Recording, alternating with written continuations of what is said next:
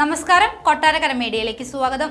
മാനന്തവാടിയിൽ യുവാവിനെ ചവിട്ടിക്കൊന്ന ബേലൂർ മഗ്ന എന്ന കാട്ടാനയെ പിടികൂടാനുള്ള ദൗത്യം ഇന്ന് ആരംഭിക്കും. ഓപ്പറേഷൻ ബേലൂർ മഗ്ന എന്നാണ് ദൗത്യത്തിന്റെ പേര്. മയക്കുവെടി വെച്ച് പിടിക്കുമെന്ന് വനമന്ത്രി AK ശശീന്ദ്രൻ അറിയിച്ചു. ബേലൂർ മഗ്ന നിലവിൽ ചാലിഗത ഭാഗത്തുണ്ട്. ആനയെ RRT അകലമിട്ട് നിരീക്ഷിക്കുകയാണ്. കുന്നിന് മുകളിലുള്ള ആനയെ സുരക്ഷിതമായി ഒരിടത്തേക്ക് ഇറക്കാനാകും ദൗത്യസംഘം ആദ്യം ശ്രമിക്കുക. 2 കുംകികൾ ഇതിനോടകം എത്തിയിട്ടുണ്ട്. 2 പേരെ കൂടി വേഗാതെ എത്തിക്കും. വിക്രം, ഭരത്, സൂര്യ, സുരേന്ദ്രൻ എന്നീ ആനകളെയാണ് എത്തിക്കുന്നത്. ഭരതും സൂര്യയും കുടുവ ദ്വീപിലെത്തി. വെടിവെച്ച ശേഷം വനമേഖലയിൽ തുറന്നുവിടും. മുത്തങ്ങ ക്യാമ്പിലേക്ക് മാറ്റാനാണ് ശ്രമം. അതേസമയം പടമലത്ത് കാട്ടാനയുടെ ആക്രമണത്തിൽ ജീവൻ നഷ്ടമായ പനിച്ചിയിൽ അജീഷിന്റെ സംസ്കാരം ഇന്ന് നടക്കും. വൈകിട്ട് 3 മണിക്ക് അൽഫോൺസ ദേവാലയത്തിന്റെ സെമിത്തേരിയിലാകും സംസ്കാരം.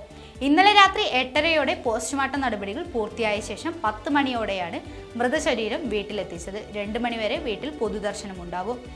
ഇന്നലെ രാവിലെയാണ് കാട്ടാനയുടെ ആക്രമണത്തിൽ ട്രാക്ടർ ഡ്രൈവറായ പടമല പനിച്ചിയിൽ അജീഷ് കൊല്ലപ്പെട്ടത്. മതിൽ പൊളിച്ചെത്തിയ ആന അജീഷിനെ ആക്രമിക്കുകയായിരുന്നു. രാവിലെ 7:30ഓടെ മാനന്തവാടി ചാലിഗന്തയിലാണ് കാട്ടാന എത്തിയത്. അജീഷ് പണിക്കാരെ കൂട്ടാൻ പോയപ്പോഴായിരുന്നു ആനയുടെ മുൻപിൽപ്പെട്ടത്. ഉടനെ അടുത്ത വീട്ടിലേക്ക് ഓടിക്കയറുകയായിരുന്നു. മതിൽ പൊളിച്ച് അകത്തു കടന്നാണ് ആന അജീഷിനെ ചവിട്ടിക്കൊന്നത്.